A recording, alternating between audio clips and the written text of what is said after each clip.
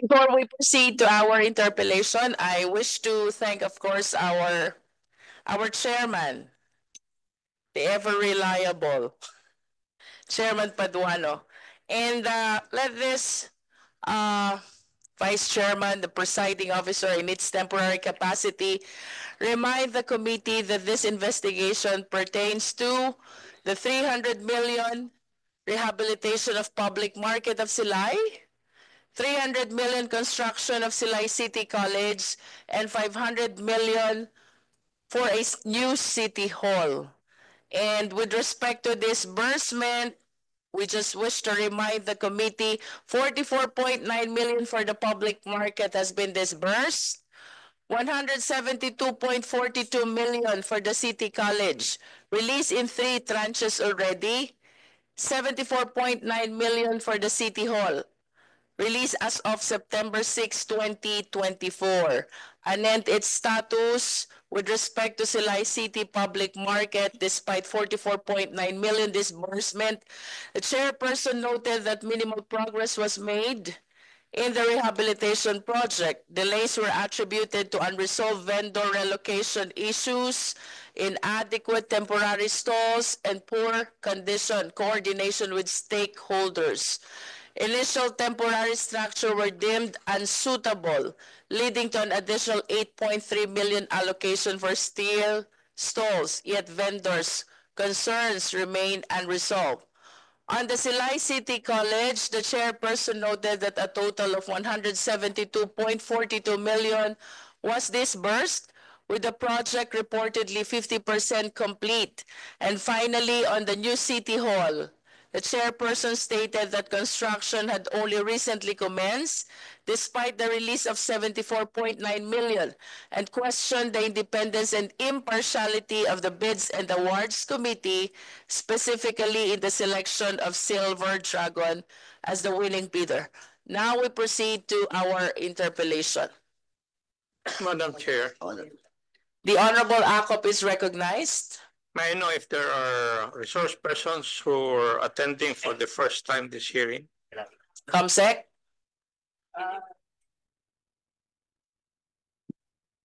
Yes, Mr. Chair. There are several resource persons.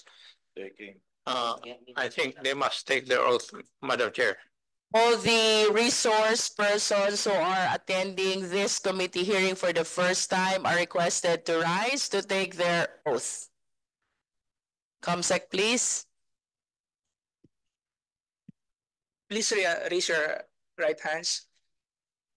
Do you swear to tell the truth, the whole truth, and nothing but the truth before this committee? So help you God. The oath has been administered, Madam Chair. Thank you, Honorable Acop. Madam Chair, Please proceed. there were, in the last hearing conducted on December 18, 2024, there were certain deliverables. First, may I know if the Bureau of Local Government Finance, Directors Ricardo Bobis and Maria Rodora are present?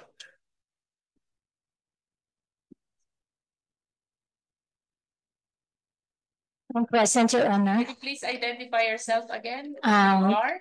I am Maria Rodora Gascon, Regional Director po ng Bureau of Local Government Finance Regional Office 6. You were required to submit Silay City's net debt servicing ceiling and borrowing capacity. We already submitted, sir, through electronic copy as well as hard copy of the said We confirm, Madam certificates Chair. Comsec. on January 6 po, ma'am.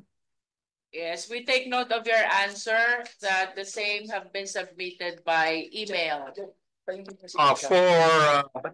the Including the hard copy. Ma'am. Our central office had sent it through.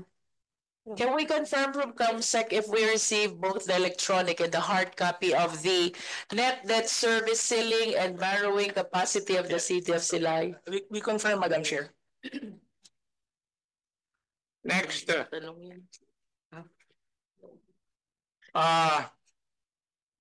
from the Monetary Board, Bangko Sentral of the Philippines, Representative Ms. Siti Hanisa. Butukan. The clarification as to whether net debt servicing ceiling and borrowing capacity verification is handled by the Department of Finance or the BLGF. Do we have Siti Hanisa Butukan here? Madam Chair, Yes, please. good morning. Yes, Madam Chair, we have confirmed in the last hearing that it is the Bureau of Local Government Finance that issues the certificate of net debt ceiling and borrowing capacity, Madam Chair. Thank you. Land Bank of the Philippines Representative Ms. Magalona Chu. Copy of the loan agreement to confirm the loan terms and conditions. Yes, Mr. Chair, we have submitted last. May we confirm from COMSEC? We confirm, Madam Chair. From Mayor Judith Gallego through Vice Mayor Ledesma, the excuse letter for his absence during the previous hearing. Vice Mayor, Good morning. Yes, you are being required to submit the excuse letter of the Yes. Mayor of Silay. I am not privy about the order that I would submit. Were you present during the last hearing? Yes, I was po. You're not listening then, Vice Mayor. I'm sorry po. Nandito sa minutes. Madam Chair. Sorry.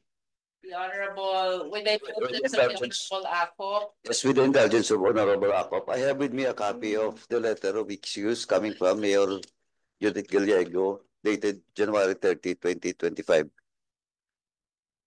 This is the second letter from Mayor Gallego since the first hearing, because during the first hearing he was present, the second hearing was absent, and now once again he sent us an excuse letter regarding his absence in today's hearing. Now, for the information of the members of this honorable committee, Mayor Gallego is asking to be excused in today's hearing because, once again, because of the Mount Canlaon eruption, and the Silay City DRMM Council has recently passed resolution number 2025-01 series of 2025, adopting the Sangguniang Panlalawigan resolution number 1446 series of 2024, declaring the province of Negros Occidental under a state of calamity due to eruption of Canlaon volcano.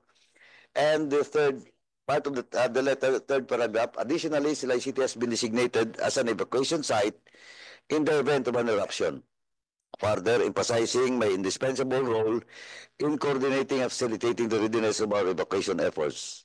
As mayor, it is my solemn duty to ensure that all necessary precautions are taken to protect the lives and well-being of our constituents, including preparing the evacuation center, organizing resources, ensuring that response teams are fully equipped and ready to act immediately. So, the letter, COMSEC, is it an invitation that was sent to Mayor Gallego or Sioco's order? Still an invitation. Madam Chair, with this letter sent to us by Mayor Gallego, I think the presence of Mayor Gallego in this committee hearing vis-a-vis his function as mayor in Silay City in preparation for the eruption of Mount Canlaon volcano, I think he should be present, Madam Chair, in today's hearing, because he can appoint somebody, no? And this is just a half-day hearing.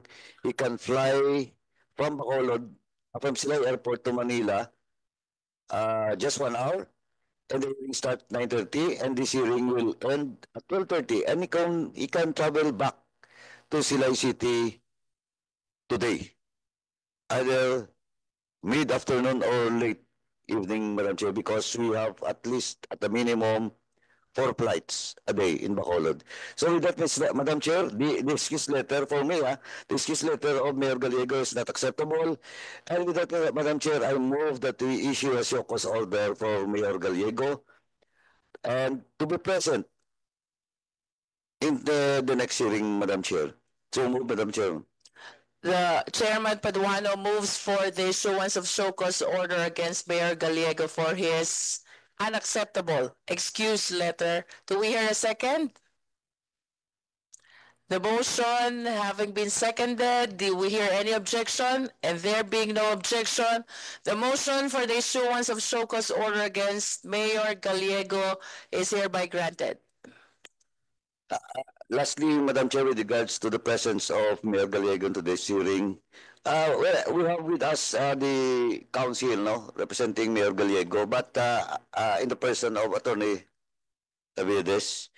But Attorney, since under our protocol, under our rules, council are only allowed to render legal advice to his client, and in this case, how can you render a legal advice to Mayor Gallego if he's not present in today's hearing?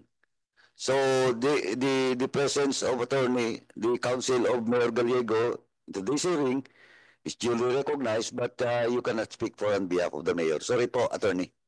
So he must be present so that you can render legal advice for the good mayor. Thank you, thank you. Thank you, Madam Chair. As manifested, the presence of the lawyer of Mayor Gallego is duly notified. May I proceed, Madam Chair? Honorable Acop, Thank you. May I know if Attorney Harder is present? do we have Attorney Harder inside? Because I believe that there's a standing contempt and detention order against Attorney Harder. Do we have Attorney Harder? I think Attorney Harder is not present. He's still at large and he's not reported to Congress, Oh. Madam Chair. Oh, so may we hear from the Office of the Sergeant at Arms the status of the service of contempt and detention order against Attorney Harder? Do we have a representative from the Office of the Sergeant at Arms? Comsec, please. None, Madam Chair. Madam Chair, for the information of everyone, and that includes the officials of the local government of Silay, Attorney Harder did not report to Congress since January 6. Supposedly, he should report in Congress January 6 because he was given furlough until January 6. No?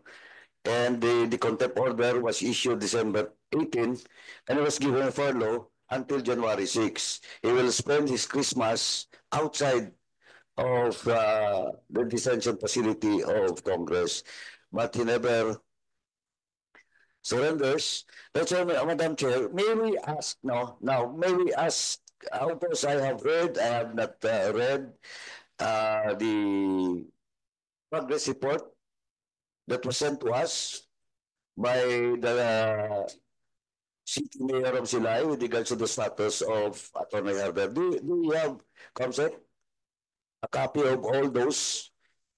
And maybe, Madam Chair, if Madam Chair and the indulgence of Chairman Acop will allow, we will ask now or maybe later the disposition of the local government of Silay to the Vice Mayor's to the Vice Mayor Ledesma with regards to the status of Attorney Harder. Vice Mayor Ledesma? Yes, I personally don't know his status, ma'am. Is he reporting at the LG of Silay? No, He is not? he is not. Do you know if he filed any leave of absence as mayor of Silay? When I asked the city administrator, Your Honor, she said that he is in absent without leave. So he is a wall, Correct. absence without leave. Since Correct. when? Since he got contempt here at It's December 18. correct. The order was December 18, but he was granted furlough. Yes. So the status of the contempt and the detention order is that the same will be implemented on January 6. You're saying since December 18, he has been absent from reporting to the Silay City LGU? As I have known, yes, I believe so, Your Honor. And would you confirm if he filed a formal leave of absence? I cannot confirm that. Do we have the DILG officer of Silay?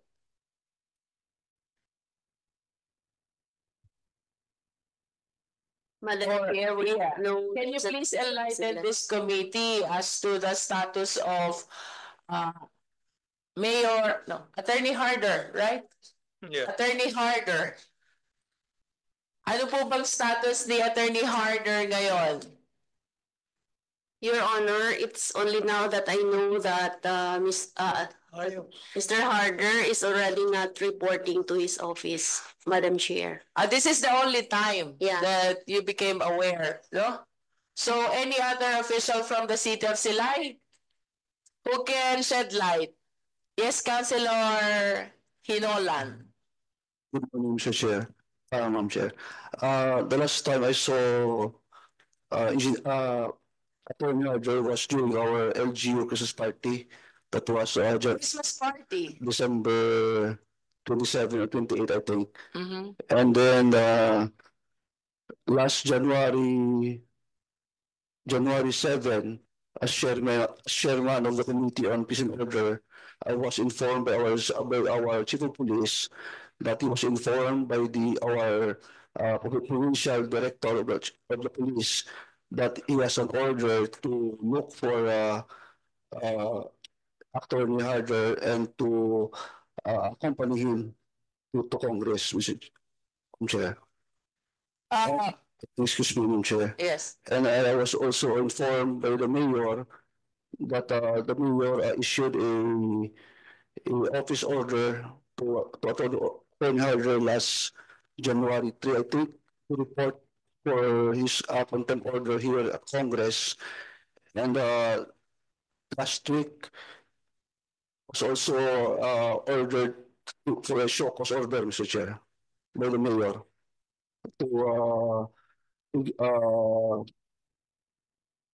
this is reason why not attending this contempt order. Are you saying that Mayor Gallego issued a show cause order to Attorney Harder Yes, to explain why he is not reporting to the Congress? yes, ma'am. Oh. 21. Ironically, the mayor is being issued by the committee now a show cause order to explain why he's not attending the committee hearing.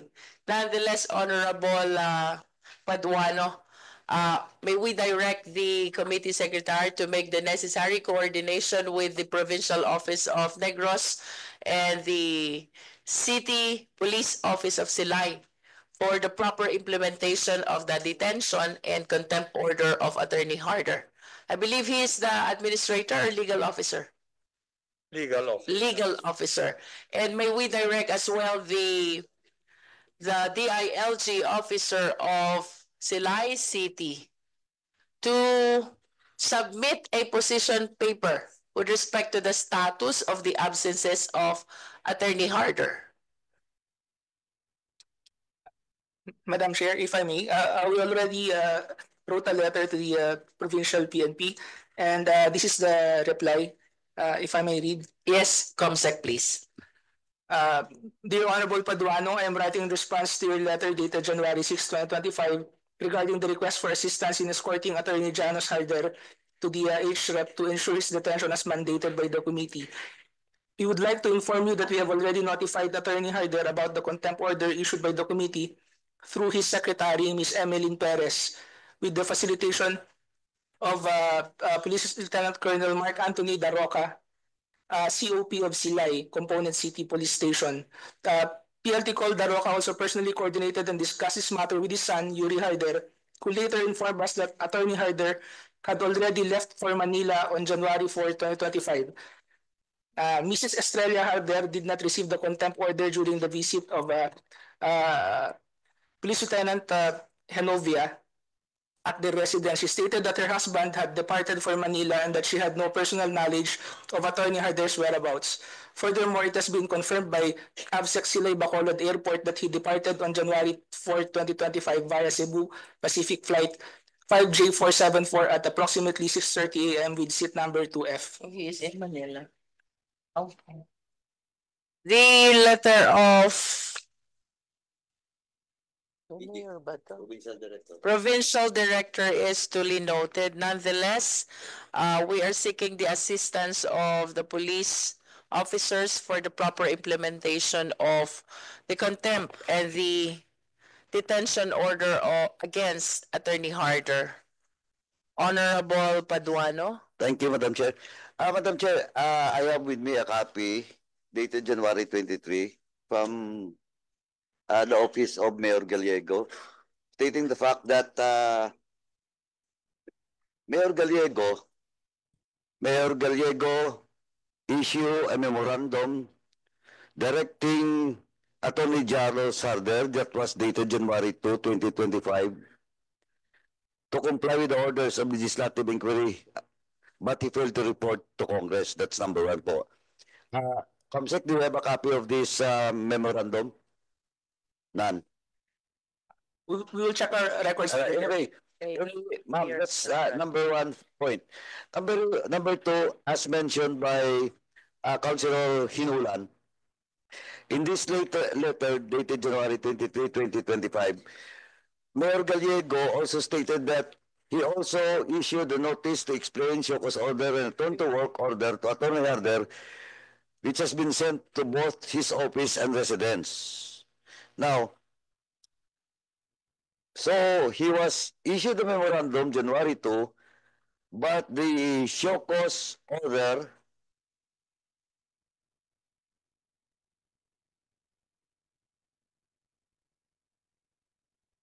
ito po, we have a copy of the memorandum now directing Attorney General Sarder to report to Congress. But the show cause order or notice to explain, wala pong kopya yung committee. So we may ask, siguro, yeah. Show cause ng mayor kay Attorney Harder. So we have also a copy of the show cause order. Kaya lang, bakit yung date was, the memorandum was January 23, while the show cause order was January 21, 2025. Baka nagkamali tayo dito. Kasi dapat mauna yung memorandum bago pa ang show cause. Bagong show cause. Pero yung memorandum dito is dated January 21, while the memorandum is dated January 23, while the show cause order was issued January 21. So, Comsec, Madam Chair, can we ask the Comsec to clarify this to the office of the mayor? Comsec, please make the necessary clarification with the office of Mayor Gallego. Noted, Madam Chair. Pero yung letter. What I'm saying is the letter addressed to this honorable committee. Pero yung date is February 2. No, February 2. January 2. Tama po yun. Kasi yung show cause, kasi yung order, supposedly for Harder to report in Congress was January 6. O prior to that date, January 6, nag-issue na po memorandum yung office of the mayor for him to report to Congress. But ang date ang problema. The date was January 23 and the show cause was January 21. So, nauna. Now, problema po yun. Baka nagkamali kayo dun sa tracing of the date. Now, second, Madam Chair, can we ask the DILG, or wala kasing civil service dito but can we ask the DILG with regards to what possible liabilities Attorney Harder for not reporting and not heeding to the memorandum issued to him by Mayor Gallego of Silay City? The first was for him to report in Congress dated February 2. Second is the show cause order that was issued to him by Mayor Gallego without any response. And that was January 2 pala. DLG? G, please enlighten the committee with respect to the possible administrative consequences about the failure of Attorney Harder to comply with the two orders of the office of the mayor. Good morning po, Madam Chair. For Attorney Harder, we're not complying with the yung sa directive po, definitely there will be an administrative case po. We will coordinate with the civil service regarding that para si ano po si Attorney Harder is makasunod po. Specific, what particular violation is he committing? Because he is not complying with the order of the mayor. Two orders. With respect to the two orders po regarding that, I believe it's an usurpation po of authority. Ganyan. Why usurpation of authority? Hindi kasi po hindi niya tinalo yung order ng mayor. Can you please identify yourself first? Yes. I think you just sat on your chair, no? Yes. Did you take your oath already? Yes po, ma'am. This is my first time po to attend the hearing. Yourself first, and on what capacity are you appearing before this committee? Yes po. Good morning again, Madam Chair. I'm Attorney Margalvez from the DILG. I was tasked to accompany po ang regional office regarding the investigation po of the SILAI. Okay, so can you please enlighten us about the specific violation? You said usurpation of authority. Yes po, Madam Chair. Kasi po, Usurpation of authority. kasi there was an order po regarding Attorney Harder, and we did not follow that a certain order po. That's why. Madam Chair. Honorable Yes, Akop, medyo nalito po kami dun sa usurpation of authority nyo. Kasi when you say usurpation, ibig sabihin you're exercising an authority which do not belong to you.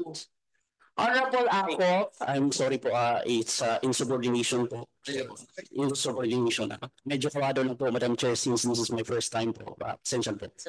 Now we are on the same page. Yes po. Insubordination. Okay, please enlighten the committee. How do we do about this insubordination?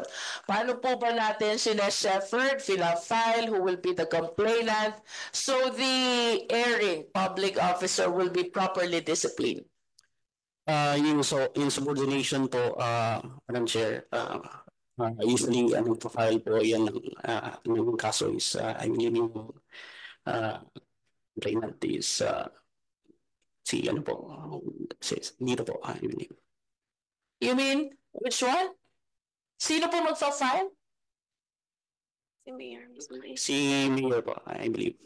I understand that you're representing the office of the Department of Interior and Local Government, and you should be able to assist, shed light, enlighten the people in the local government on how we do about this, no? Yes, so I hope that you will be certain about the information that you will be sharing to the committee. This is an order issued by the mayor.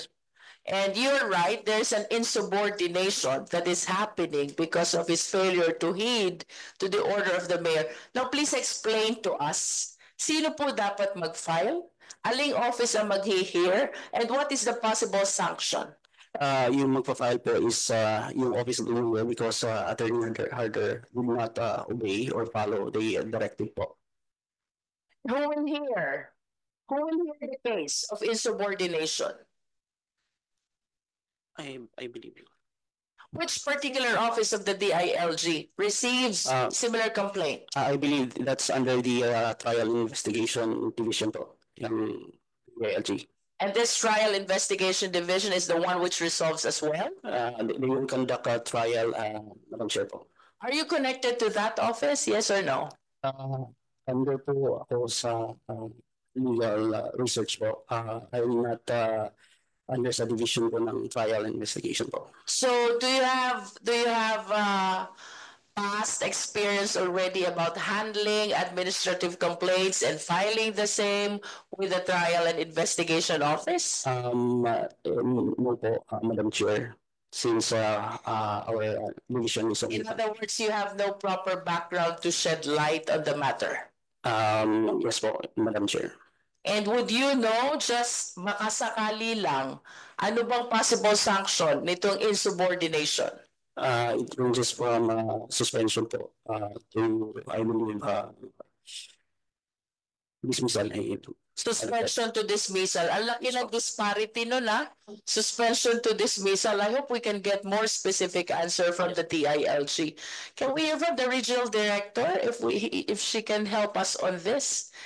Can we have more specific answer about administrative complaint being filed with the TILG? Good morning, Madam Chair.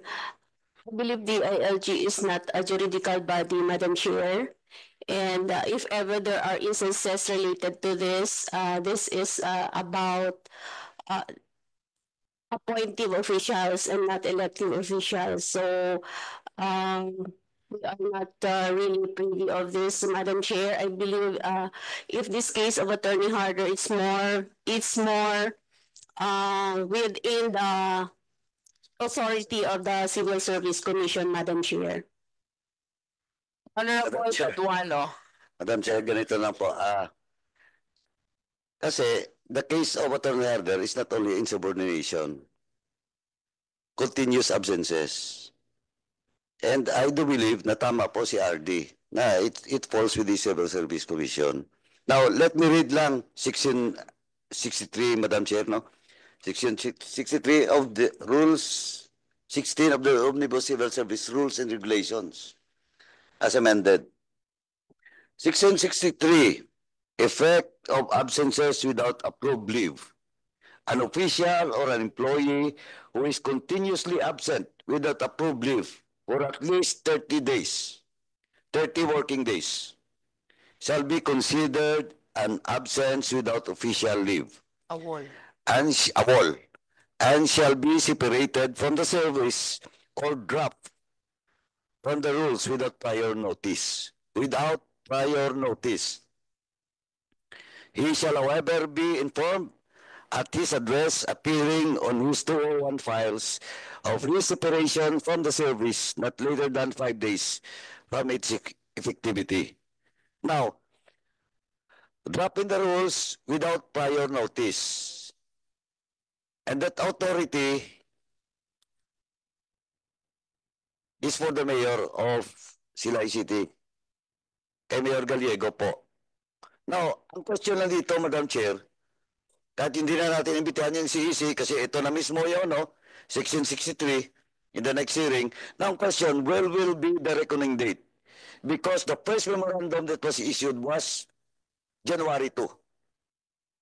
While the show cause order issued by Mayor Judith Gallego, wala pong date.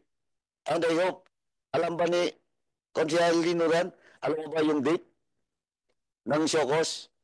Kasi po, yun na lang pong issue dito eh. So, kung ang ano ko dito is kung the show cause order was issued, the reckoning date, show cause order, not the memorandum issued to him.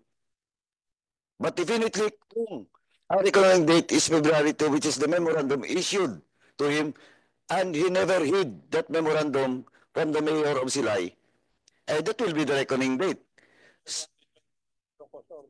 January 21 yung show cause. So, yung January 21, that was the date, Chairman Acop, that was sent to us. But the exact date, no, that was issued by that show cause order, wala po. Kaya nga pinapasabit natin yung show cause order dito sa committee. Yung memorandum, may exact date na po, February 2. Now, question, Ma'am, DRLG, in your humble opinion, ma'am, what will be the reckoning date? The memorandum or the show cause order? The memorandum for him to report in Congress or the show cause order for him to explain?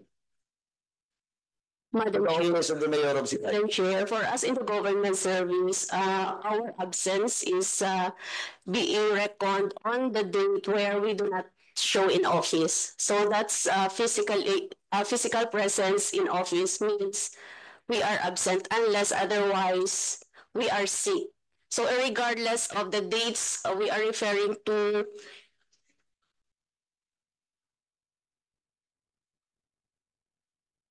Tama po, pero ang sinasabi ko lang dito, RD, tama po, kasi dalawang case yun eh. Kung titingnan mo dalawang case, insubordination at the same time, absence without leave.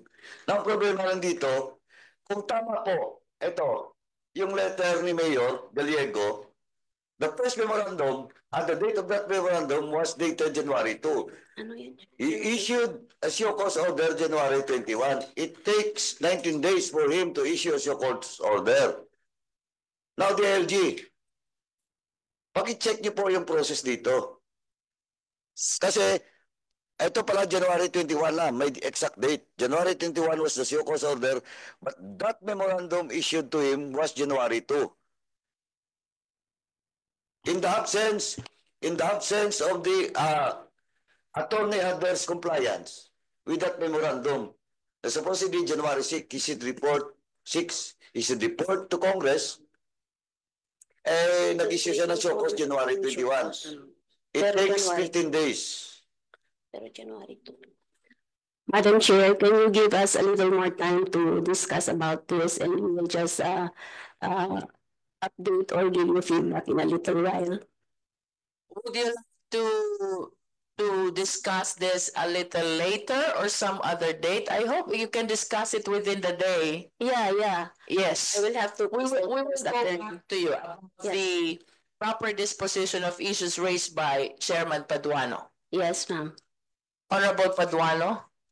Madam Chair, last na lang po to. And Madam Chair, we don't need to invite the Civil Service Commission po. DLG na lang po. Sa opisina niyo po, i-check niyo na lang po kasi you have to coordinate because this is a local government issue.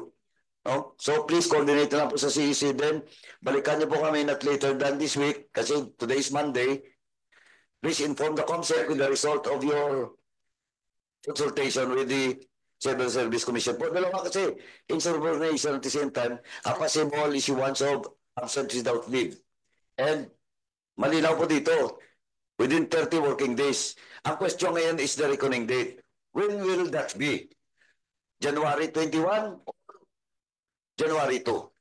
Second, Madam, RD, second is memorandum was issued January 2. But the show cause order was issued January 2021. Napakatagal po. It takes more than 15 days for Mayor Gallego to issue a show cause order. Now, what is the ruling of the Civil Service or your office in regards to this? Mr. Chair will take it po. We will get back to you within the week po. Thank you. Thank you, Madam Chair. Honorable Honorable Paduano, sorry. I just wish to clarify, would you like the DILG to explain and shed light after this hearing or within the day? Because I believe it is just a phone call that they need to do with the Civil Service Commission. Mas maganda po within the day. Within the day po, ma'am. With that, RD. we hereby direct the Office of the DILG Regional Office to make the necessary coordination with the Civil Service to shed light on the possible violation of Attorney Harder. One is absence without leave, and second is insubordination of the two orders issued by the Office of the Mayor.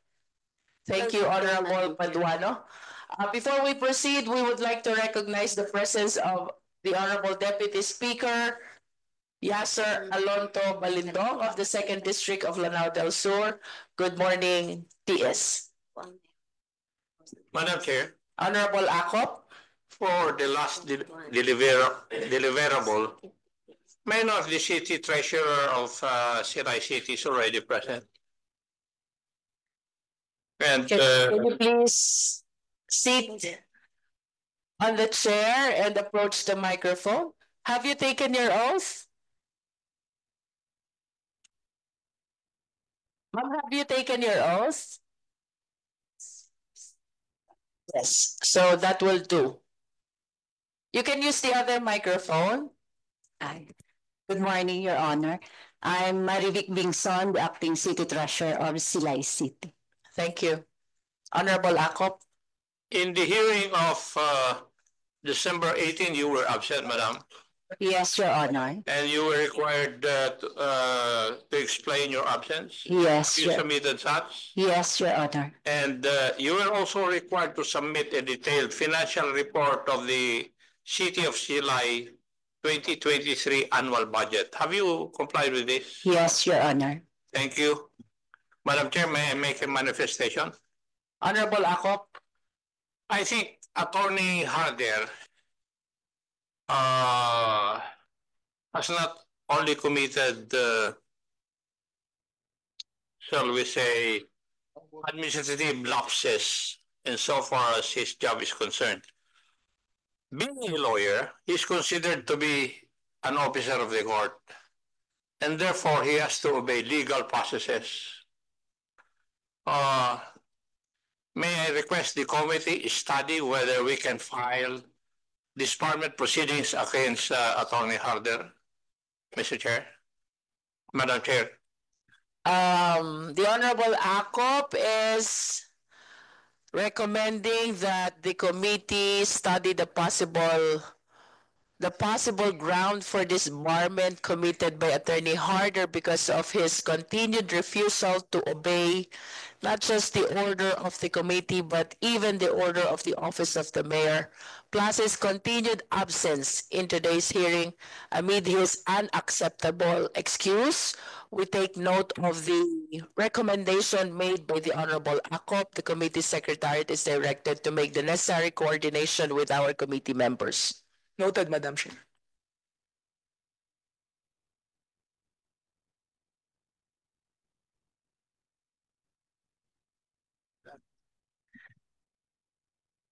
Before we proceed,